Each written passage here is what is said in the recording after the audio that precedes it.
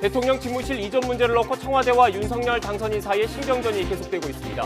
여권에선 윤 당선인이 점령군의 태도라며 목소리를 높였고 국민의힘에선 대선 불복이라며 비판하고 있습니다. 윤석열 대통령 당선인이 취임 뒤 서울 통이동 집무실을 사용하게 될 경우 유사시 청와대 지하 벙커를 사용할 것으로 보입니다. 북한의 ICBM 도발 우려가 커지는 가운데 윤 당선인 측은 다음 달 한미 연합훈련에 대해 현재 청와대와 미국이 결정할 것이라고 말했습니다. 어제 코로나19 신규 확진자가 50만 명에 육박해 역대 두 번째로 많았습니다. 김부겸 국무총리는 앞으로 1, 2주가 위기 극복의 전환점이 될 것이라면서 최근 우려가 제기된 감기약 수급 상황을 점검해 면밀히 대처하겠다고 말했습니다. 정부가 잠시 뒤 공동주택 공시가격을 발표할 예정인 가운데 올해 공시가격도 집값 상승으로 큰 폭으로 오를 것으로 보입니다. 정부는 올해 1세대 1주택자의 재산세와 보유세 부담은 1년 전과 유사한 수준으로 유지하기로 했습니다. 지난달 생산자 물가지수가 1년 전과 비교해 8.4% 올라서 15개월 연속 상승세를 보였습니다. 국제유가와 원자재 가격 상승으로 공산품 물가가 급등했는데 특히 석탄, 석유 제품 물가는 60% 가까이 올랐습니다. 러시아군이 우크라이나 남부 공격에 주력하는 가운데 우크라이나군도 수도 키이우 교외 지역을 탈환했습니다. 조 바이든 미 대통령은 유럽 순방에서 러시아에 대한 새로운 제재를 발표할 계획입니다. 시청자 여러분 안녕하십니까? 뉴스앤 이슈 시작합니다. 코로나19 신규 발생 환자가 50만 명에 육박하면서 역대 두 번째로 많은 확진자가 나왔습니다. 국내 누적 확진자도 1,000만 명을 넘어섰습니다. 취재기자 연결합니다. 개훈이 기자. 네, 개훈입니다. 네, 먼저 자세한 코로나19 신규 확진자 현황부터 전해주시죠. 네, 오늘 0시 기준 신규 환자는 49만 881명입니다. 전날보다 13만 6천여 명 증가한 건데 지난 17일 62만여 명에 이은 역대 두 번째 규모입니다. 국내 누적 확진자도 1,000만 명을 넘어섰습니다. 국민 5명 가운데 1명꼴로 코로나에 걸린 셈입니다. 정부는 당초 이번 주에 유행이 정점을 지나 감소세로 전환할 것으로 전망했습니다. 하지만 전파력이 큰 스텔스 오미크론 비중이 빠르게 증가하면서 유행 정점까지 기간이 지연되고 규모가 커질 가능성이 있는 것으로 보고 있습니다. 확산세가 계속되면서 여전히 많은 위중증 환자와 사망자가 발생하고 있습니다. 위중증 환자는 1,084명으로 전날보다 20명이 줄었지만 16일째 1,000명대를 이어갔습니다. 사망자는 291명으로 전날보다 93명 줄었지만 여전히 300명에 근접한 수준입니다. 전국 중환자병상 가동률은 64.4%로 전날보다 3.4% 낮아졌습니다. 재택치료 환자는 182만 7,031명이고 이 가운데 집중관리군은 27만 1,851명입니다. 네, 이런 가운데 정부가 최근 품귀 현상을 빚고 있는 감기약 수급 상황을 점검하죠. 네, 김부겸 국무총리가 오늘 오전 코로나19 중대본 회의에서 밝힌 내용인데요. 김 총리는 최근 우려가 제기된 감기약 수급 상황을 점검해 소아용 실업제 감기약 등 기초의약품 수급 문제에 면밀히 대처해 나가겠다고 말했습니다. 김 총리는 앞으로 1, 2주가 코로나 위기 극복의 전환점이 될 것이라며 정부는 중증과 사망을 최소화하기 위해 총력을 다하겠다고 밝혔습니다. 사망자는 지속적으로 늘고 있지만 중증병상 가동률이 60%대에서 비교적 안정된 모습을 보여주고 있고 신규 입원 확진자까지도 일반 병실에서 치료하는 등 의료체계의 지속 가능성을 확보하고 있다고 강조했습니다. 지금까지 사회 2부에서 YTN 개훈입니다. 네, 이렇게 역대 두 번째로 많은 코로나19 확진자가 나오면서 확산세가 언제쯤 잦아들지 좀처럼 예측하기가 쉽지 않은 상황입니다. 오늘도 동네 병의원에는 신속 항원 검사를 받으려는 행렬이 길게 이어지고 있습니다. 검사 현장에 나가 있는 취재기자 연결해서 자세한 이야기 들어보겠습니다. 이준엽 기자. 네, 서울 등촌동 부민병원에 나와 있습니다. 네, 오늘도 검사 받는 사람이 많습니까? 네, 오전 9시에 검사를 시작한 지 2시간이 지났는데요. 지금까지 검사를 받은 사람과 기다리는 사람을 합하면 10명이 넘었습니다. 오늘로 신속 항원 검사를 동네 병의원에서 받아서 양성이 나오면 확진으로 인정해 준 지 열흘째인데요. 첫날 200건보다는 줄어들어 하루 90명 정도가 검사를 받고 있습니다. 일주일 전 확진자가 62만 명까지 늘어난 뒤 한동안 정체된 모습을 보여 오미크론 정점이 지난 것 아니냐는 기대가 일부 나오기도 했는데요. 20만 명대까지 떨어졌던 확진자가 오늘 다시 49만 명까지 급증하면서 아직은 예측이 쉽지 않은 상황입니다. 방역당국도 정점인지 판단하려면 아직 흐름을 지켜봐야 한다는 의견인데요. 전파력이 일반 오미크론보다 높다고 알려진 스텔스 오미크론 검출률이 41%까지 올랐고요. 전문가용 신속 항원 검사도 확진을 인정해주면서 숫자가 더 늘어날 수 있다는 판단에서입니다. 미국이나 영국처럼 앞서 오미크론 유행을 겪은 나라들도 스텔스 오미크론이 재유행하면서 방역에 어려움을 겪고 있는데요. 내일도 확진자가 많이 나온다면 정점이 늦어질 수도 있다는 판단에 무게가 실릴 것으로 보입니다. 지금까지 서울 등촌동 부민병원에서 YTN 이준엽입니다. 국제유가 상승 등의 영향으로 지난달 생산자 물가가 또 대폭 상승했습니다. 한국은행 자료를 보면 지난달 생산자 물가지수는 1년 전보다 8.4% 올랐습니다. 생산자 물가는 1년 전과 비교했을 때 15개월 연속 상승세를 이어가고 있습니다. 전달과 비교하면 0.4% 올라서 2개월 연속 오름세입니다. 품목별로는 농림수산품이 6.6% 하락했지만 원자재 가격 상승의 영향으로 공산품 물가가 14% 급등했습니다. 특히 공산품 가운데 석탄, 석유 제품의 물가는 1년 전보다 59.6%나 올랐습니다. 직원 평균 연봉이 1억 원을 넘은 국내 대기업 수가 2년 새 2배 넘게 증가한 것으로 나타났습니다. 전경련 산하 한국경제연구원이 매출액 100대 비금융업 창장사 중 2019년부터 지난해까지 3개년 사업 보고서가 공개된 기업 85개사를 조사한 결과를 보면 직원의 평균 연봉이 1억 원을 넘는 기업은 모두 21곳이었습니다. 이는 2019년에 8곳, 2020년 10곳에 비하면 각각 2.6배, 2.1배 증가한 것입니다. 조사 기업 중 평균 연봉이 가장 높은 곳은 SK텔레콤으로 지난해에 비해 34%나 올라 1억 6,200만 원이었습니다.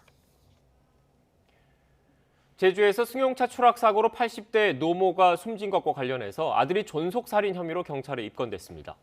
제주 서부경찰서는 48살 A씨를 입건했습니다. A씨는 지난 19일 새벽 어머니와 함께 탄 차를 애월 해안도로 20m 아래 절벽으로 추락시켜 어머니를 숨지게 한 혐의를 받고 있습니다. 경찰은 A씨가 어머니와 함께 극단적 선택을 하려던 것으로 보고 인양된 차에 블랙박스 등 증거를 찾고 있습니다. 노동자 13명이 화학물질에 급성 중독된 대흥 R&T에 대해 고용노동부가 강제 수사를 벌이고 있습니다. 부산 고용노동청은 오늘 오전 9시 10분부터 경남 김해에 있는 대흥 R&T를 대상으로 압수수색에 들어갔다고 밝혔습니다. 노동부는 중독 사고 원인과 안전 규정이 제대로 지켜졌는지 확인하기 위해 자료를 확보하는 것으로 알려졌습니다. 이와 관련해 전국금속노조 경남지부는 사측의 거부로 압수수색이 제대로 이루어지지 않았다며 사업주를 규탄하는 기자회견을 열 예정입니다.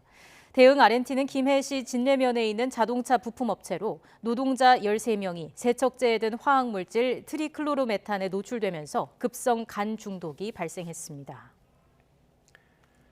작업자 6명이 목숨을 잃은 광주 아파트 붕괴 사고 하청업체 직원들이 구속됐습니다.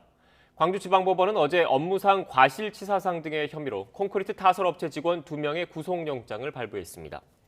재판부는 이들이 증거를 없앨 우려가 있다고 판단했습니다. 이들은 아파트 최상층에 콘크리트를 타설하면서 아래층에 가설 지지대를 설치하지 않고 콘크리트 품질 등에 대한 관리도 제대로 하지 않아서 붕괴 사고를 초래한 혐의를 받고 있습니다.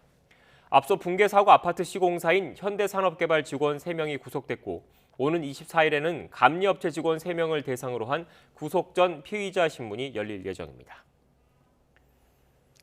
오늘 오전 8시 20분쯤 경기 남양주시 일패동에 있는 물류창고에서 불이 났습니다.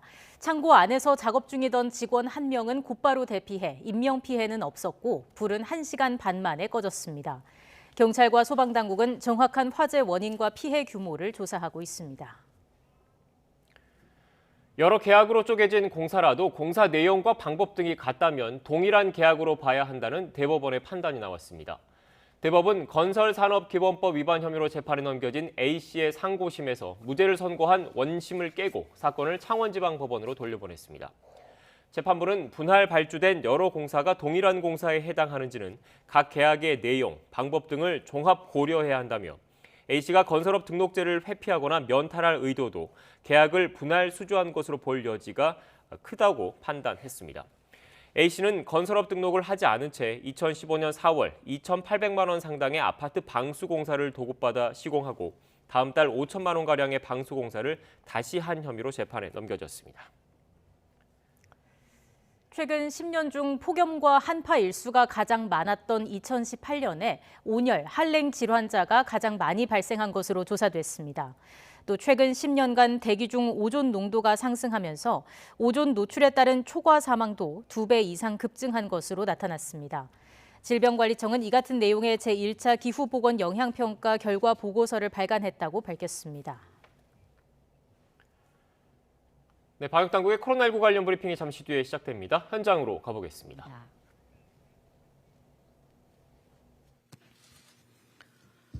네, 3월 28일 수요일 중대본 브리핑 시작하겠습니다. 오늘 국내 확진자 숫자는 49만 839명입니다. 지난주 일주일간 평균은 약 40만을 유지하고 있습니다. 증가세가 정체되던 상황에서 오늘의 경우 보면 지난주 동일 요일에 비해서 다소 증가하였습니다. 통상 저희가 확진자 수는 요일별로 편차가 존재하기 때문에 확진자 규모의 증가 또는 감쇄 추세를 판단할 때 주간 평균 확진자 수를 고려하고 있습니다. 참고로 보면 2주 전에 있어서의 주간 평균 확진자 수는 약 28만 명이었고요. 직전 주에는 40만 정도였습니다. 금주가 시작되는 일요일부터 오늘까지 해서 4일간 확진자 수 평균을 보면 34만 7천 명 정도가 되겠습니다. 특히 지난주는 신속 항원 검사 확진자를 집계하는 과정에서 전일 집계되지 못한 그런 통계가 이제 분산이 되면서 내일 모레라든지 또 금주 상황을 좀 더 지켜볼 필요가 있겠습니다. 위중증 환자의 증가는 확진자 증가 폭에 비해서 둔화되고 있습니다. 위중증 환자 숫자는 오늘 기준으로 보면 1,084명입니다. 위중증 환자는 정점 이후에 또 당분간 증가할 것으로 예상되기 때문에 3월 말이나 4월 초에는 대략 한 2,000명 내외까지도 발생한다고 가정을 하고 의료체계도 여기에 대응을 하고 준비하고 있습니다. 사망자를 보겠습니다. 사망자 주간 평균은 340명입니다. 오늘 기준으로 하면 291명이 되겠습니다. 고인의 명복을 빌고 아울러 유가족들에게도 심심한 위로의 말씀을 전해드립니다. 의료체계는 상당한 압박을 받고 있습니다. 그렇지만 관리 범위 내에서 여전히 운영은 되고 있습니다. 현재 중환자 전담 병상 2,852개, 준중환자 병상 5,343개를 보유하고 있습니다. 가동률을 보면 중환자 병상 64.4%, 준중환자 병상은 68%가 운영되고 있습니다. 중등증 환자를 겸한 감염병 전담병원의 입원 병상은 가동률이 41.7%입니다. 따라서 신규 확진자 중에 입원 치료가 필요한 경우 하루 이상 입원을 대기하는 환자는 현재까지는 없습니다. 다만 재택 치료 도중에 의료적 조치가 필요한 경우를 대비해서 여러 가지 준비를 하고 있습니다. 특히 오늘 중대본회의에서는 응급환자 발생 시 대응 방안을 강화하는 부분에 대해서 논의가 있었습니다. 그 내용을 보면 먼저 응급환자의 원활한 이송을 위해서 초응급 이송이 필요한 환자에 대해서 시도 환자관리반이 요청이 있는 경우에는 중앙응급의료센터에서 이송병원을 선정하는 데 지원을 하고 있습니다. 또한 코로나 응급환자를 이렇게 응급실에서 각자 수용을 할 때 그런 적극성을 좀 유도하기 위해서 응급의료 기관 평가에서 코로나 환자 진료 분담을 반영하는 그런 인센티브 제도도 마련을 했습니다. 아울러 각 지자체에 지역별로 상황이 반영된 재택치료자 응급이송 원칙을 수립하도록 했고요. 지역 소방본부 그리고 의료기관을 포함해서 각 지역별로 응급의료 협의체를 구성하도록 하고 있고 이미 그 구성이 완료된 곳과 진행하는 곳이 있습니다. 이에 따른 추진 현황은 지속적으로 저희들이 모니터링 할 예정입니다. 코로나 응급한 환자의 경우 신속한 이송과 치료를 위해서 최선의 노력을 다해 가겠습니다. 다음으로는 전문가용 신속항원 검사 양성 확진자에 대해서 관리 방안 변화된 내용 말씀드리겠습니다. 3월 25일부터 60세 이상 또는 면역 저하자가 동네 병의원의 전문가용 신속 항원 검사를 통해서 확진되는 경우에는 재택치료에서 일반 관리군으로 관리를 할 예정입니다. 이런 내용은 기존에 이제 집중관리군으로 분류되었던 60세 이상 또는 면역 저하자가 검사를 받은 뒤에 일반관리군 체계인 병의원에서 진료 또는 처방 또 증상 모니터링까지 좀 받고 싶어하는 경향도 있어서 이런 분들이 빠르게 이런 그 진료 체계에 적응될 수 있도록 하기 위한 것입니다. 그렇지만 다만 60세 이상이라든지 또 면역 저하자분들께서 이렇게 동네 병원에서 진단을 받았다 하더라도 관리 의료기관을 통해서 이 일 모니터링을 내가 받고 싶다. 그리고 집중관리로 나는 관리를 받고 싶다라고 희망한 경우에는 본인의 의사를 확인을 통해서 집중관리군으로 전환할 수 있도록 할 예정입니다. 이를 통해서 저희가 얻을 수 있는 것은 고위험 확진자를 대상으로 보다 신속하게 의약품을 처방하고 이들을 조금 더 두텁고 빠르게 보호하고 또 중증화로 인한 사망 피해를 최소화할 수 있을 것이라고 전망하고 있습니다. 앞으로도 고위험군 중심의 관리에 더욱 집중할 예정이고요. 사각지대가 발생하지 않도록 지속적인 상황 점검 아울러 해나가도록 하겠습니다. 또 오늘 중대본에서는 코로나 상비약 수급 현황에 대한 논의가 있었습니다. 해열 진통제와 기침약 등 상비약의 수요 급증에 대응하기 위해서 생산과 수입을 확대합니다. 생산업체 대상 허가 등 행정 절차를 신속히 처리하고 또 생산에 차질이 발생하지 않도록 해나가겠습니다. 필요하다면 외국 의약품 중 국내에 허가된 품목과 동일한 조성의 품목에 대해서는 긴급 도입도 검토하겠습니다. 또한 의약품이 처방, 조제, 판매 등 전 과정에서 적절하게 유통될 수 있도록 철저히 관리해 나갈 예정입니다. 다음은 코로나19 백신 치료제 개발 현황과 지원 방안에 대해서 말씀드리겠습니다. 국내에서는 백신 8개 기업, 그 다음에 치료제는 17개 기업이 임상시험을 진행하고 있습니다. 백신의 경우에는 SK바이오사이언스에서 임상 3상 참여자 모집을 완료했습니다. 그래서 상반기 개발 완료를 목표로 백신의 효능을 확인하고 있는 중입니다. 치료제의 경우에는 오미크론 등 변이 바이러스에서도 사용이 가능한 항체 치료제 개발이 진행되고 있습니다. 해외 기업의 유망한 먹는 치료제 개발에 국내 기업이 공동 참여하는 등 다양한 형태의 개발도 이루어지고 있습니다. 정부는 코로나19 치료제 또 백신이 신속하게 개발될 수 있도록 적극적인 지원을 지속하도록 하겠습니다. R&D 지원, 또 임상지원 TF 운영, 국가주도 검체 분석 지원 등 범정부 차원에서도 신속한 개발에 총력을 다하고 있습니다. 특히 신속한 개발에 있어서도 필수적인 임상시험 참여자 모집이라든지 이런 부분들도 적극 지원하고 있습니다. 임상시험에 대한 참여 모집, 그리고 홍보를 강화하고 또 임상시험에 참여를 희망하는 사람에게는 생활치료센터 등으로 병상을 우선 배정하는 등 신속한 임상시험 참여자와의 연계를 강화하고 있습니다. 또 감염병 상황에서 치료제와 백신 개발은 이게 우리의 자주권 확보 차원에서도 매우 중요합니다. 국산 치료제와 백신이 개발될 수 있도록 국민 여러분들의 적극적인 관심 그리고 참여 당부드리겠습니다.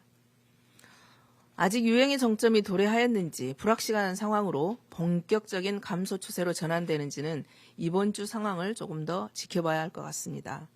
오미크론의 치명률이 낮아졌다 하더라도 고령층 그리고 미접종자에게는 여전히 치명률이 높습니다. 그리고 여전히 위험합니다. 특히 60세 이상 고령층의 경우 반드시 3차 접종을 받아주시기를 다시 한번 당부드립니다. 그리고 이상이 있으면 즉시 검사를 하고 치료제 처방 등 치료를 빨리 받아주시기를 당부드리겠습니다.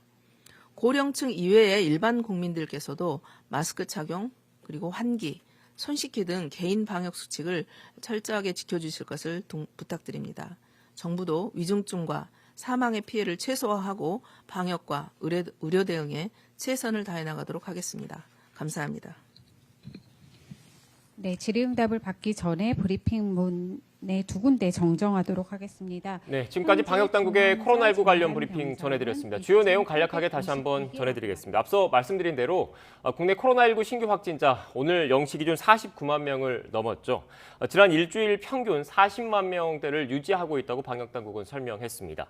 2주 전에 주간 평균이 28만 명이었는데 최근 4일 동안에는 평균 34만여 명에 달했다고 방역당국은 분석했습니다. 위중증 환자 증가는 확진자 증가폭에 비해서는 둔화세에 있다라고 밝혔는데요. 의료 체계가 상당히 압박을 받고 있지만 아직 관리 범위 안에 있다라는 게 방역 당국의 판단이었습니다. 이어지는 브리핑은 YTN2 채널을 통해서 계속 시청하실 수 있습니다.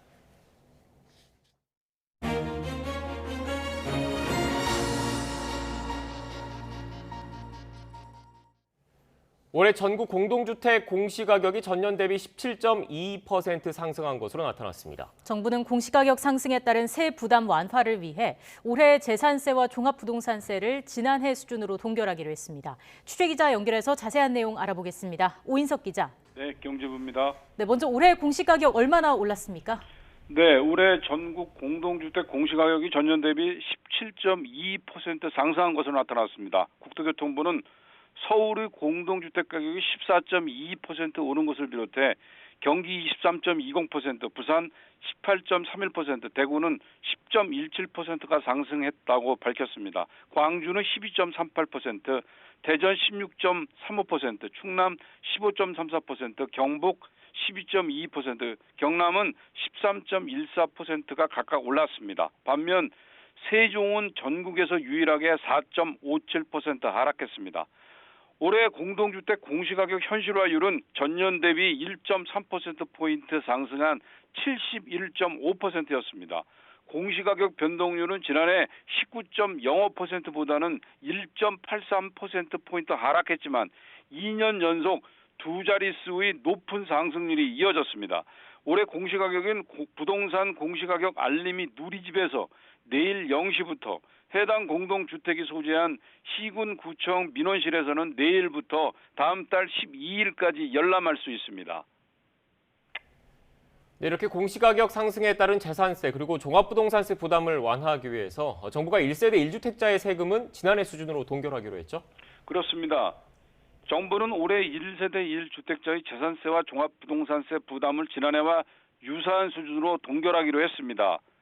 정부는 1세대 1주택 실수요자의 재산세와 종부세 과표 산정 시 지난해 공시가격을 활용하기로 결정을 했습니다. 이에 따라 올해 1세대 1주택자의 재산세는 공시가격 변동에도 세 부담이 지난해 수준으로 동결됩니다. 종합부동산세도 1세대 1주택자의 경우 지난해와 유사한 수준으로 유지됩니다. 정부는 또 60세 이상 1세대 1주택자가 납세 담보를 제공하면 양도와 증여, 상속 시점까지 종합부동산세 납부를 유예해주는 제도를 새로 도입하기로 했습니다. 또 지역가입자의 건강보험료 산정 과표도 지난해 수준으로 동결하고 재산 공제 확대와 주택금융 부채 공제를 병행해 1세대 1주택자의 건강보험료 부담을 지난해 대비 감소 또는 동결하기로 했습니다. 홍남기 경제부총리는 오늘 아침 부동산 시장 점검 관계 장관회의를 주재하고 정부 교체기를 앞두고 부동산 시장의 하향 안정세가 흔들리지 않도록 시장 상황을 안정적으로 관리해 나가는 것이 절대적으로 중요하다고 밝혔습니다. 지금까지 경제부에서 전해드렸습니다. 네, 앞서 전해드린 것처럼 정부가 올해 공동주택 공시가격을 발표했습니다. 1주택자 세금 부담을 완화하는 방안도 함께 내놨습니다. 주요 내용 전문가와 함께 짚어보겠습니다. 윤지혜 부동산 R114 수석연구원과 함께합니다. 어서 오십시오. 네, 안녕하세요. 연구원님 앞서 그 기자를 통해서도 전해드렸는데 일단 공시가격 발표됐습니다. 예상대로 올랐네요. 예, 맞습니다. 올해 17.2%. 사실 전년도에 대한 조사분이니까 2021년의 상승폭을 이제 올해 공시가격에 반영을 했다 이렇게 볼 수가 있고요. 네. 과거부터 사실 공시가격은 꾸준히 상승세를 보이긴 했습니다. 그래서 한 2016년부터 한 2020년까지는 연간 한 5에서 한 6% 수준으로 점진적으로 올랐습니다만 뭐 최근 한 2년 사이는 굉장히 이제 두 자릿수 이상 급등세를 보이고 있다 이렇게 평가를 할 수가 있습니다. 네, 그러니까 연구원님 공시가격이라는 게 시세보다는 조금 낮은 측면이 있었지 않습니까? 그런데 예. 집값이 오른 측면도 있고 두 번째로는 또 공시가격 현실화율 그러니까 시세에 맞추는 이 현실화 비율이 올라가면서 예. 이 두 가지 요인이 좀 복합적으로 작용을 했다 이렇게 봐야 되는 겁니까? 네, 맞습니다. 그러니까 정부는 그 공시가격 수준이 시세에 대한 반영 비율이 너무 낮다라고 보는 부분들이 있다 보니까 지금 현재 공동주택은 한 70% 수준을 반영을 합니다. 그 부분을 2030년에서 한 35년까지 시세의 한 90% 수준까지 끌어올리려는 의지들이 있기 때문에 여기에 이제 실제 시세가 급등한 부분까지 반영이 되다 보니까 체감상 굉장히 상승폭이 크게 나타나는 부분들이 있습니다. 예. 네.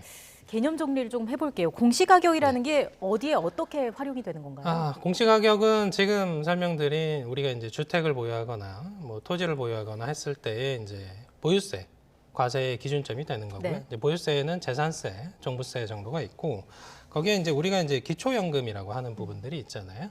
거기서도 이 기준점으로 활용하는 부분들이 있고 거기에 이제 건강보험료와 관련된 그리고 각종 이제 참고 자료, 행정상에서의 이제 참고료나 그리고 이제 사용료, 뭐 부담금 산정하는 부분에서도 활용이 되면서 크게 한 67곳 정도의 이제 다양하게 활용이 되는 지표라고 할 수가 있습니다. 네. 네, 그러니까 뭐 부동산 관련 세금 외에 네. 다양한 뭐 복지급여라든지 이런 기준이 되다 보니까 공시가격이 오르면 연쇄적으로 다른 그 파급 효과가 있는 거지 않습니까? 정부의 맞습니다. 고민도 여기에 담겨 있다라고 봐야 되는 거네요. 네, 맞습니다. 그래서 요번에 이 공시가격을 발표하면서 크게 이제 세 가지 부분에서의 완화책을 발표를 했습니다. 일단 첫 번째는 1가구 1주택자에 한해서는 2021년 수준으로 공시가격 수준을 동결하겠다라는 네. 부분들이 하나 있었고 그리고 이제 고령자와 관련해서 60세 이상을 말합니다. 거기서의 이제 그 과세 유예 조치와 관련된 부분들을 발표를 했습니다. 그러니까 소득 수준이 좀 낮으신 고령자 분들께서는 뭐 매도하거나 혹은 증여하거나 혹은 이럴 때 이제 과세 조치 부분들을 마지막에 이제 정리하는 차원에서 과세 유예 조치하는 부분들이 있었고 그리고 이제 아까 설명드린 건강보험료 산정과 관련해서 네. 아무래도 이게 공시가격 기준을 기점으로 하기 때문에 이 부분들도 전년도 수준에서 동결하거나 혹은 소폭 늘어나는 수준에서 어느 정도 완충 작용을 하고자 하는 의지들을 보이고 있습니다. 예. 저희가 준비된 그 그래픽이 있습니다. 재산세와 종부세를 동결하고 공정시장가액 비율을 낮추는 방안 관련해서 예. 함께 좀 띄워주시겠습니까? 설명을 계속해서 들어볼게요. 공정시장가액 비율을 낮추는 방안, 저 부분에 대해서도 좀 설명을 해주시죠. 우리가 이제 지금 공시가격 발표를 했지 않습니까? 예. 그래서 이 공시가격을 발표를 한 이후에 이게 세금 산정의 기준점이 됩니다. 그래서 재산세와 종부세가 있는데 여기에 이제 공시가격 그 공정시장 가액 비율이라는 것들을 곱해서 과세 표준을 산출을 합니다. 근데 이 부분들이 재산세 같은 경우는 전년도에 공정시장 가액 비율이 60% 네. 수준이었고요. 종부세 같은 경우는 전년도에 95% 수준으로 공정시장 가액 비율을 산정을 했습니다. 그래서 이 부분들을 어떤 수준에서 이 대통령령으로 정하는 부분입니다. 그래서 뭐 60%에서 100% 범위에서 이 부분들을 정하는데 이 공시가격 수준을 정한 이후에 공정시장가액 비율을 어떻게 조정하느냐에 따라서 네. 과세와 관련된 조세 부분들이 이 세금이 낮아질 수도 있고 높아질 수도 있는 그런 요인으로 작동하는 부분입니다. 어떻게 보면 굉장히 큰 부분이죠. 그래서 이것도 이제 점진적으로 종부세 같은 경우는 현실화율이 있다 보니까 올해를 기점으로 해서 100%의 공정시장가액 비율을 산정을 하려고 하고 있습니다. 예. 네. 그러니까 일단 뭐 재산세도 그렇고 종합부동산세도 그렇고 결국 세금을 결정하는 요인 가운데 가장 큰 게 공정시장 가액 비율 그리고 공시가격 이외에 또 공시가격 현실화율 이 세 가지가 큰 축이지 않습니까? 그런데 네, 맞습니다. 일단 오늘 정부가 발표한 공시가격을 발표하면서 내놓은 그 지난해 공시가격을 적용한다. 여기까지는 일단 나온 거죠? 그렇죠. 그래서 시장의 이슈는 이런 겁니다. 2020년 수준까지는 아까 설명드린 것처럼 2016년부터 2020년까지는 5에서 한 6% 수준에서 움직였습니다. 그러다 보니까 조세 저항감이 그렇게 크진 않았죠. 문제는 2021년분부터입니다. 네. 그때부터 뭐 연 한 19%, 17% 이렇게 오르다 보니까 이게 우리가 그 다주택자와 관련된 종부세 부담 수준도 늘어납니다만 1주택자 같은 경우도 아무래도 이 부분에 대한 이걸 그대로 산정을 하다 보면 과세와 관련된 조세 저항감이 굉장히 커지게 되는 거죠. 그래서 그런 부분들을 좀 완충하고자 네. 현재 이제 정부가 발표한 부분들은 2021년 수준으로 1가구 1주택자에 한해서는 좀 동결 조치하자라는 부분들이 있는데 네. 더불어민주당 쪽에서 혹은 윤석열 지금 이제 당선인이시죠. 그 분의 의지는 2020년 수준으로 좀 동결하자라는 부분들을 추진하고 있다 이렇게 볼 수 있습니다. 네. 그러니까 세금이라는 건 결국 세법을 고쳐야 하는 사안인 거잖아요. 근데 이 네, 세법이라는 건 맞습니다. 국회에서 통과해야 되는 건데 이 네. 세법, 세율을 놔두고 공정시장 가입 비율은 대통령의 지시, 네. 그러니까 시행령으로도 고칠 수 있는 사안이니까 일단 그것을 들여다볼 가능성이 크다 이런 말씀이시네요. 네, 맞습니다. 보유세 부분에 대한 공약을 보면 사실은 재산세와 종합부동산세를 뭐 통폐합하자라는 의견도 하나가 있고, 그리고 공정시장가액 비율을 상대적으로 조정하자라는 부분들도 있고, 공시가격을 2020년 수준으로 동결 조치하자라는 부분들이 있으니까 네. 이 부분들에서 이제 국회 통과가 필요한 부분들도 있고, 혹은 아까 설명하신 것처럼 대통령령으로 정할 수 있는 부분들이 있다 보니까 일단은 차기 정부에서는 이 보유세와 관련된 부분을 우선적으로 손댈 가능성이 높다 이렇게 평가할 수 있습니다. 네. 예. 그럼 구체적으로 보유세가 얼마나 좀 줄어들게 되는지 예. 저희가 그래픽으로 준비를 해봤습니다. 함께 그 예시를 보면서 계속해서 연구원님의 그 설명을 듣겠습니다. 실질적인 세 부담을 줄이려면 2020년 공시가격을 적용해야 한다라는 분석이 있는 건데 지금 네. 어떻게 좀 변화를 하게 되는 건가요? 그러니까 2020년 수준의 공시가격을 적용하냐, 혹은 2021년 예. 수준의 공시가격을 적용을 하냐라는 부분인데, 어떻게 보면 2021년분을 적용을 하게 되면 공정시장가액 비율을 그대로 둔다라고 하면 사실 세금 변화 거의 없죠. 네. 예, 그러니까 사실은 2020년 수준으로 돌렸을 때 그 세금 절감되는, 그러니까 하락폭이 굉장히 커지는 부분들로 볼 수 있고, 거기에 이제 공정시장가액 비율을 어떻게 조정하냐에 따라서 네. 예를 들어서 지금 올해부터는 이제 100%인데 그걸 이제 공정시장가액 비율을 뭐 70% 혹은 80% 수준으로 조정을 하면 그 퍼센트지 포인트만큼의 절감 효과가 있다 이렇게 보시면 될 것 같습니다.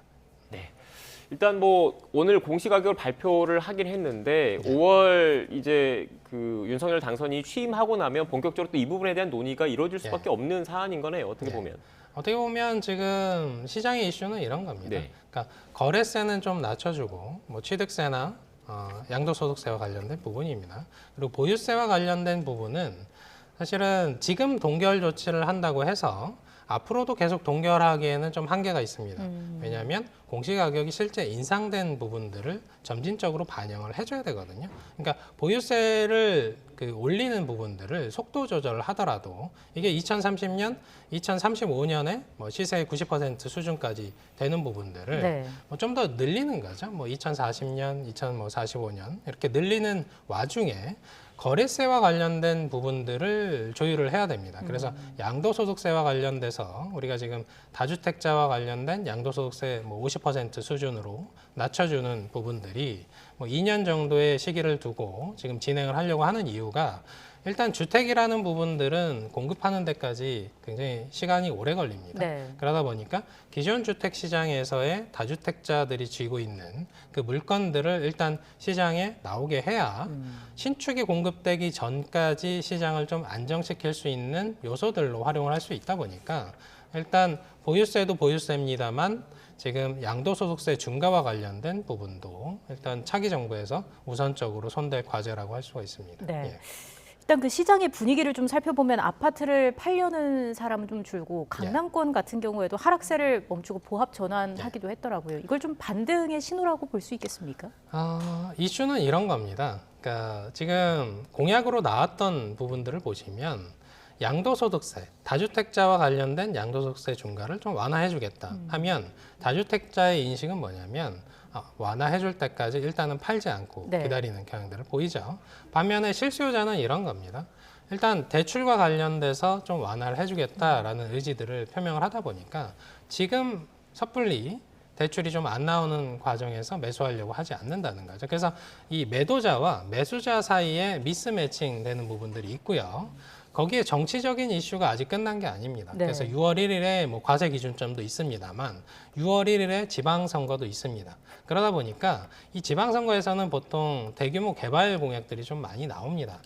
그러다 보니까 이 매수자, 매도자 모두 사실은 지금 조건에서는 섣불리 매수에 나서지 않고 매도에 나서지 않다 보니까 가격이 좀 정체돼 있거나 혹은 약보합세를 보이는 경향들이 있는데 아무래도 과세 기준점이 지나가는 6월 1일이 되면 매물 잠김과 관련된 현상들이 일부 발생합니다. 네. 그러다 보면 하반기에는 아무래도 변동폭이 좀 커지는 흐름들을 보일 걸로 판단하고 있습니다. 네. 예. 마지막으로 이 질문만 좀 드릴게요. 일단 집값을 결정하는 가장 큰 요인가 일단 공급 측면, 수요와 공급 예. 측면이 있을 테고 또 예. 정부가 정책적으로 그 검토를 하는 게 대출 규제 그리고 세금과 관련된 부분인 거지 않습니까? 그런데 앞서 세금과 관련된 얘기를 해주시긴 했는데 이 대출과 공급 부분은 어떻습니까? 우리가 그 시장에서 공급을 많이 하려면 사실은 규제 완화가 필수적입니다. 규제 완화를 안 하고 사실은 가격이 이제 변동되는 부분들에 너무 치우치다 보면 계속적으로 틀어막는 흐름들이 보이는데 지금 이제 윤석열 정부는 아무래도 규제 완화 쪽에 좀 방점을 찍고 있다 보니까 네. 시장이 여기에 대한 기대감들이 형성이 됩니다. 그러다 보면 가격이 뭐 기대감에 의해서 오르기도 하죠. 문제는 이 기대감에 의해서 오르는 부분들을 규제 강화를 수단으로 해서 누르다 보면 사실은 공급은 또 안 되는 그런 부작용들이 나타나니까 이 공급과 수급 문제와 가격 이 변동성 사이에서의 사실은 조율 과정 어느 정도까지 수용할 수 있겠냐라는 부분들을 사실 현 정부, 문재인 정부에서 놓친 부분들을 차기 정부에서는 조금 더 보완할 필요가 있다 이렇게 평가할 수 있습니다. 네. 그러니까 결국 뭐 정부가 교체가 되면 부동산 정책도 전환이 될 수밖에 없기 때문에 당분간 이 기간만큼은 좀 관망세가 이어지지 않을까 이렇게 좀 분석을 하시는 것 같습니다. 지금까지 윤지혜 부동산알 114 수송연구원과 관련된 이야기 나눴습니다. 오늘 말씀 고맙습니다. 고맙습니다. 예, 감사합니다.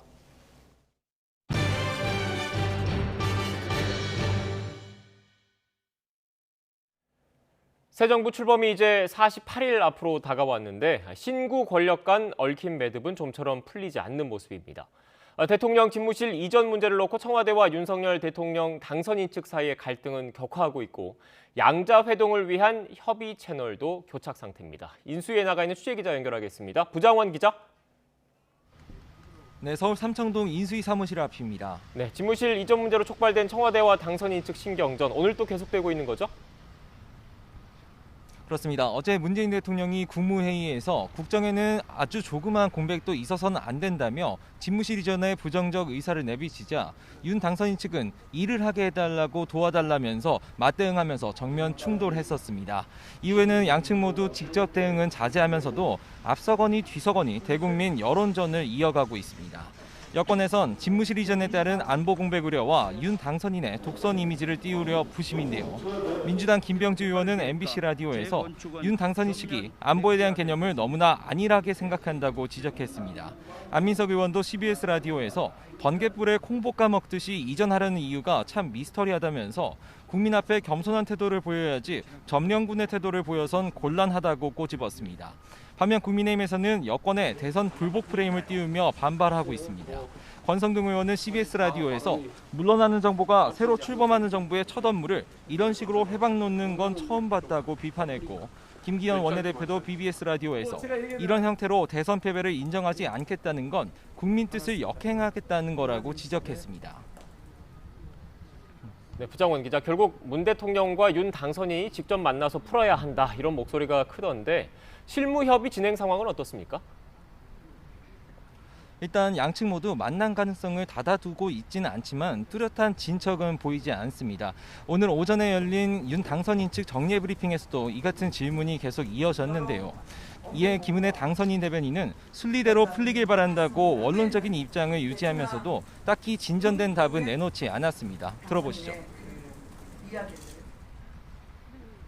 윤석열 당선인은 이게 국민을 위한 결실을 낼 수 있다면 여야를 떠나서 누구든지 만날 수 있다라는 입장을 견지해 왔습니다.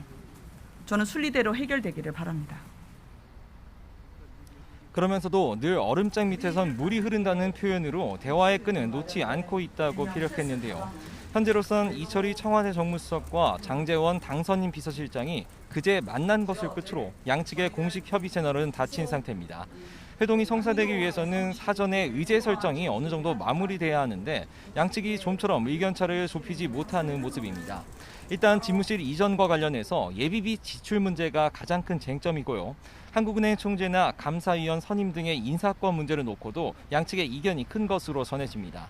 다만 양측 모두 새 정부 출범과 지방선거를 앞두고 갈등이 계속되는 것에 부담스러워하는 기류도 적지 않은 만큼 전격적인 회동 가능성도 계속 거론됩니다.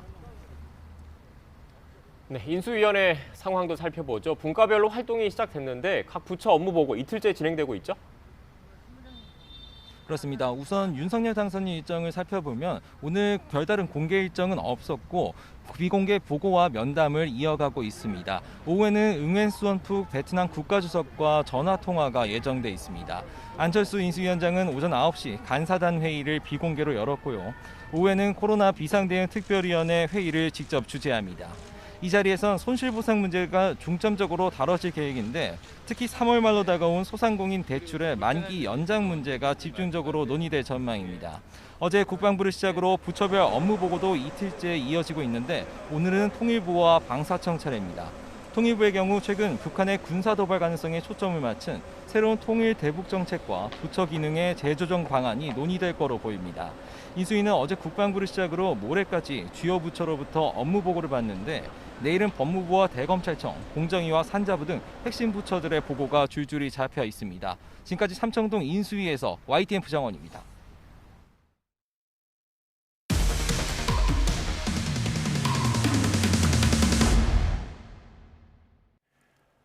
공군 훈련병이 하반신 통증을 호소하면서 여러 차례 군 병원을 찾았지만 제대로 된 치료를 받지 못해서 결국 의병 전역한 것으로 YTN 취재 결과 드러났습니다.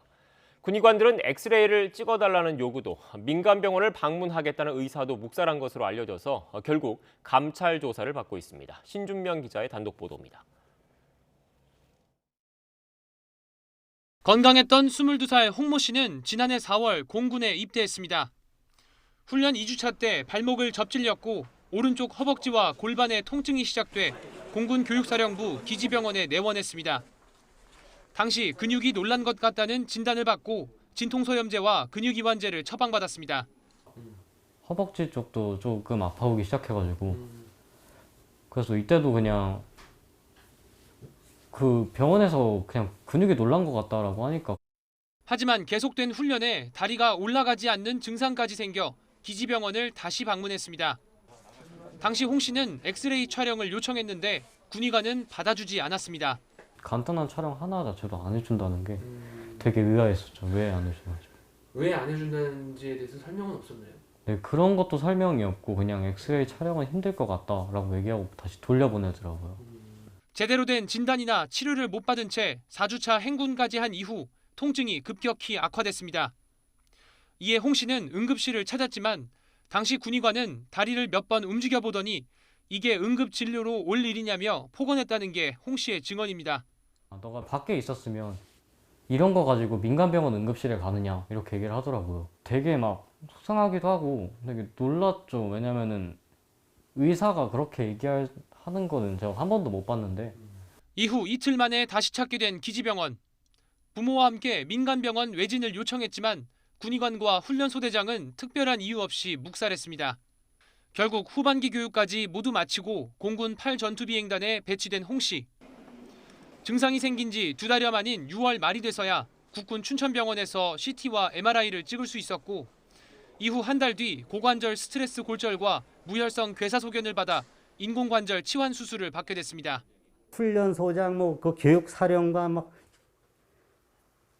사과한 사람 단 한 사람도 없어요. 우리 자식은 장애인 됐어요. 장애인이 됐는데. 홍 씨는 수술 뒤에도 민간 재활병원과 국군 수도병원 입원을 반복하다 심신장애 등급 5급 판정을 받고 입대 7개월 만에 의병 전역했습니다. 한 번도 뭐 엑스레이나 아니면 CT나 MRI를 촬영해서 정밀하게 진단을 해보려고 하지 않고 마치 그 피해자가 꾀병 환자인 것처럼 취급해서 안일하게 진단을 한 부분이 가장 문제라고 생각됩니다. 공군은 담당 군의관 3명과 훈련소대장 1명에 대해 감찰을 진행하고 있습니다. 또 이번 사건을 계기로 훈련병을 집중 관찰하는 추적진료 관리팀과 고관절 전담 클리닉을 신설했다고 덧붙였습니다. YTN 신준명입니다. 농막은 농사에 필요한 농기구를 보관하거나 잠시 쉴 때 이용하기 위한 가건물을 일컫습니다. 그런데 경치 좋은 곳에 현행법을 어기고 별장처럼 농막을 짓는 사례가 늘고 있어서 관할 지자체가 단속에 앞서 계도 활동에 나섰습니다. 이기정 기자입니다. 탁 트인 풍경이 언덕 아래로 펼쳐지고 멀리 바다도 한눈에 들어옵니다.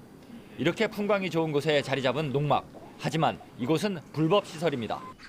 농막은 연면적 20제곱미터 이내여야 하고 농기구를 보관하거나 일시적인 휴식시설일 뿐 주거 목적이 되어서는 안 됩니다. 이 농막은 육안으로도 허용 규격의 3배를 넘는 데다 콘크리트로 기초시설도 시공했습니다. 콘크리트. 이거 콘크리트 타설했네요. 예, 이런 연구시설물은 설치할 수가 없거든요. 이건 임시 가설 건축물이기 때문에. 마을 주민들은 3년 전 무의도에 연육교가 개통된 이후 외지 사람들에 의한 농막을 가장한 별장이 늘고 있다며 불편해합니다. 농사 짓는 사람 필요에 의해서 한 것 같은데 지금 어떻게 보면 이게 농막이라기보다는 그냥 세컨하우스라고 해야 되나? 그냥. 인천중구청은 연육교 개통 이후 무의도에만 현재 10개 이상의 불법 농막이 들어선 것으로 보고 있습니다. 전원주택처럼 사용하면서 세금도 내지 않는 이런 시설물에 대해 다음 달 9일까지 자진 철거할 것을 고지했습니다. 토지 가액의 이제 2분의 1 범위 내에서 이제 벌금이 나올 수도 있고요. 아니면은 고발돼서 징역 사항이 될 수도 있고요. 건축법과 농지법 등 관련 법에 대한 이해가 부족하거나 또는 알면서도 고의로 무시하는 영리적 목적까지 겹치면서 불법 농막 설치와 단속이라는 숨바꼭질은 당분간 이어질 전망입니다. YTN 이기정입니다. 우크라이나는 현지 시간 22일 수도 키이우 교외의 한 지역을 탈환했다고 밝혔다고 AP통신이 전했습니다. 우크라이나 국방부는 자국군이 이날 오전 격렬한 전투 끝에 러시아 병력을 키이우 교외 마카리우에서 몰아냈다고 밝혔습니다. 이에 따라 우크라이나 병력은 핵심 고속도로 한 곳에 대한 통제를 되찾고 러시아 병력이 서북부 지역에서 키이우를 포위하는 것을 막을 수 있게 됐다고 AP는 전했습니다. 유엔은 러시아의 침공으로 우크라이나에서 숨진 민간인이 약 한 달 사이 950명이 넘었다고 밝혔습니다. 구테우스 유엔 사무총장은 전쟁의 여파로 에너지와 식량 가격이 급등하며 글로벌 기아 사태를 부르고 있다며 아무런 의미 없는 이 전쟁이 즉각 중단돼야 한다고 촉구했습니다. 강성옥 기자가 보도합니다. 유엔 인권사무소는 22일 0시 현재 우크라이나에서 목숨을 잃은 민간인은 어린이 78명을 포함해 최소 953명으로 확인됐다고 밝혔습니다. 같은 기간 다친 민간인은 어린이 105명을 포함해 1,557명으로 집계됐습니다. 실제 사상자 수는 이보다 훨씬 많을 것으로 추산했습니다. 유엔 난민기구는 우크라이나에서 국외로 탈출한 사람이 약 356만 명으로 집계됐다고 밝혔습니다. 국내 피난민까지 합치면 집과 고향을 떠난 우크라이나 사람은 1,000만 명에 달하는 것으로 추산되고 있습니다. 국경을 넘은 우크라이나 난민 가운데 절반 이상인 약 211만 명이 폴란드로 대피했습니다. 세계보건기구 WHO 폴란드 사무소는 난민 가운데 50만 명이 정신건강을 위한 지원이 필요하고 특히 이 가운데 3만 명은 상황이 심각하다고 밝혔습니다. 안토니우 구테우스 유엔 사무총장은 기자회견을 열어 지금은 전투를 멈추고 평화의 기회를 줘야 할 때라며 전쟁 종식을 촉구했습니다. How many more lives must be lost? How many more bombs must fall? How many Mariupols must be destroyed? How many more Ukrainians and Russians will be killed before everyone realizes that this war has no winners, only losers? 구테우스 사무총장은 전쟁의 여파로 식량, 에너지, 비료 가격이 급등하면서 글로벌 기아 사태를 불러오고 있으며 코로나19 대유행으로 신음하는 개발도상국들이 더 큰 고통을 겪고 있다고 우려했습니다. 러시아의 침공은 도덕적, 정치적, 군사적 측면 어느 면에서도 용납하기 어려운 황당한 전쟁이 됐다며 즉각 멈춰야 한다고 호소했습니다. YTN 강성욱입니다. 러시아가 장기화하고 있는 전쟁의 국면 전환을 위해 소형 핵무기를 사용할 수 있다는 관측이 나왔습니다. 이에 대해 크렘린궁은 러시아가 존립 위기에 처했을 때만 핵무기를 사용할 것이라고 말했습니다. 보도에 김선희 기자입니다. 러시아가 우크라이나에서 전술 핵무기를 사용할 가능성이 있다고 뉴욕타임스가 보도했습니다. 국제사회의 압박에 직면한 푸틴 대통령이 궁지에 몰릴 경우 핵카드를 꺼낼 수 있다는 겁니다. 뉴욕타임스는 군사 전문가들을 인용해 러시아가 재래식 전쟁에서 핵전쟁으로 전환함으로써 전략적 우위를 점하는 훈련을 해왔다고 전했습니다. 파괴력이 약한 소형 전술 핵무기가 개발되면서 사용 가능성은 오히려 커져 주민이 없는 외딴 곳에 엄포용으로 떨어뜨릴 가능성도 제기됐습니다. 러시아가 보유하고 있는 전술핵은 약 2,000개로 동부 접경지대에 핵탄두 장착이 가능한 이스칸데르 미사일이 배치된 것으로 알려졌습니다. 미국도 비상사태가 일어날 수 있다고 평가하며 상황을 예의주시하고 있습니다. Based on our current analysis, we have not changed our nuclear posture to date, but we are constantly monitoring for that potential contingency, and of course we take it as seriously as one could possibly take it. 이에 대해 러시아가 반응을 내놨습니다. 크렘린궁은 CNN과의 인터뷰에서 핵무기는 국가 존립 위기에만 사용한다며 작전은 철저히 사전 계획에 따라 이루어진다고 강조했습니다. 우크라이나를 점령하는 것이 러시아 군사작전의 목적이 아니라는 점도 거듭 밝혔습니다. 러시아의 해명에도 조 바이든 미국 대통령은 이번 유럽 순방에서 정상들과 함께 핵무기 사용 가능성에 대한 대응책을 논의할 전망입니다. YTN 김선입니다. 조 바이든 미국 대통령이 유럽 순방 때 우크라이나를 침공한 러시아에 대한 새로운 제재를 발표할 계획이라고 백악관이 밝혔습니다. 제이크 설리번 백악관 국가안보보좌관은 현지 시각 22일 브리핑에서 바이든 대통령은 러시아에 추가 제재를 부과하고 기존 제재를 강화하는 데 있어 파트너들과 동참할 것이라고 말했습니다. 바이든 대통령은 지난달 24일 러시아의 우크라이나 침공 이후 처음으로 현지 시각 23일 유럽을 방문합니다. 이어 벨기에 브뤼셀에서 열리는 북대서양 조약기구 나토 정상회의와 유럽연합 정상회의, 주요 7개국 정상회의에 잇따라 참석합니다. 전쟁이 한창인 우크라이나에 직접 들어간 미국 국적의 한인들이 구호 물자를 전달하고 피난민을 구출하는 활약을 펼쳤습니다. 전쟁을 겪은 한국이 이제 세계를 위해 봉사하는 저력을 보여주고 싶다는 이들은 NGO들과 함께 우크라이나 어린이 구출에도 참여하고 있습니다. 이승윤 기자의 단독 보도입니다. 폴란드에서 구호 물품을 싣고 전쟁이 한창인 우크라이나로 향하는 두 남자. 미국 국적의 한인들로 의사와 음악가로서의 생업을 접어두고 우크라이나를 돕기 위해 발벗고 나섰습니다. 국제구호 경험이 있는 의사 박장훈 씨는 위험을 무릅쓰고 직접 우크라이나로 구호 물자를 실어 나르고 있습니다. We're setting up now further distribution channels into Ukraine so that we can get our aid deeper into Ukraine. And one of the warehouses is in Lviv. And there are two other warehouses. 음악가인 송솔나무 씨와 함께 우크라이나 제2의 도시 하르키우와 수도인 키이우 시민들에게 나눠줄 생필품들을 창고에 전달하고 차량도 기부했습니다. You can stay at home and never do nothing, and you will be the good guy. But you are coming here, spend your money, spend your time, rest. Maybe can be a danger, and we'll win because we have you guys. And you're here. 폴란드로 돌아오는 길엔 나라를 지키기 위해 남은 우크라이나 남성 나자리 씨의 부탁을 받아 어머니까지 구출해 왔습니다. У мене два сина і дочка. Ну, я горжусь своїми синами, задоволена і бажаю бути йому мужнім, сильним і з Господом пройти все це. 영화 쉰들러의 리스트에서 영감을 얻어 GM과 비스트롱 등 NGO들과 함께 지원단을 조직해 우크라이나 어린이 400여 명을 전쟁터에서 구출한 두 한인은 전쟁의 아픔을 겪었던 대한민국이 이제 세계를 위해 봉사하는 저력을 보여주고 싶다며 앞으로 우크라이나 고아들 구출에 최선을 다한다는 계획입니다. 우크라이나를 기억해 주시고 이곳 아이들을 반드시 기억해 주시기 바랍니다. 시간이 없습니다. 감사합니다. YTN 이승윤입니다. 낙동강 하류에서 재배된 쌀에 독성 물질이 나왔다는 환경단체 조사 결과가 나왔습니다. 4대강 보로 심해진 녹조가 전 국민의 밥상을 위협하고 있다는 겁니다.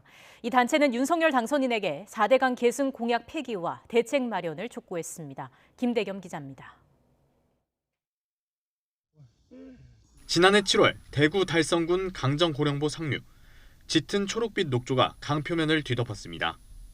낙동강 하류 경남 창원의 농촌마을 역시 녹조로 인해 농가 배수로가 온통 초록빛으로 물들었습니다. 시민단체 환경운동연합이 녹조로 뒤덮인 낙동강 하류에서 재배된 쌀 2종을 수집해 분석한 결과 마이크로시스틴이란 독성 물질이 검출됐다는 연구 결과를 내놨습니다.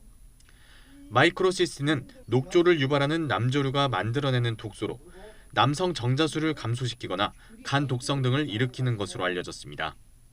성인이 하루 300g의 쌀을 먹는다고 가정했을 때 쌀 2종을 통해 섭취하게 되는 마이크로시스틴은 각각 0.954 마이크로그램과 0.759 마이크로그램으로 미국 정부의 1일 허용치보다 최대 8배, 프랑스 기준보다는 최대 15배 높았습니다.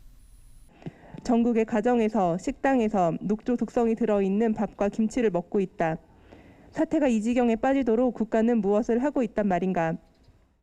환경단체는 4대강 사업 이후 녹조 현상이 심해진 게 문제라고 지적했습니다. 또 민간 조사로는 한계가 있다며 정부가 나서서 전면적인 실태 조사를 하라고 촉구했습니다. 강물색 또한 날이 좋은 날은 예전과 사뭇 다르다 이렇게 봅니다. 그래서 올해 같은 경우는 10년 동안 제가 이제 나름 관찰한 보로는 한 4월 중순 되기 전에 벌써 녹조가 일어날 가능성이 많다라고 저는 봅니다.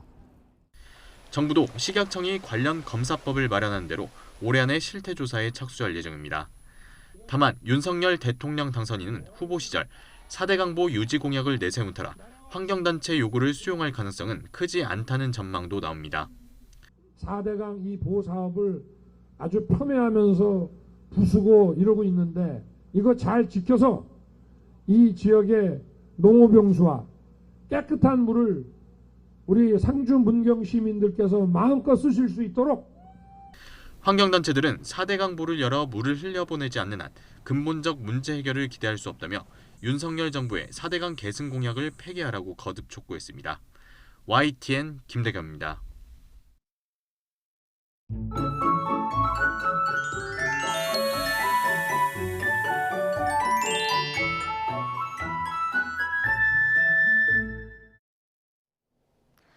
오늘은 흐린 날씨가 이어지면서 낮 기온이 크게 오르지 못하겠습니다. 오늘 서울의 한낮 기온은 영상 10도로 어제보다는 4도, 예년보다는 2도가량 낮아 서늘하겠는데요. 그래도 내일부터는 기온이 오름세를 보이면서 봄 기운이 더욱 짙어지겠습니다.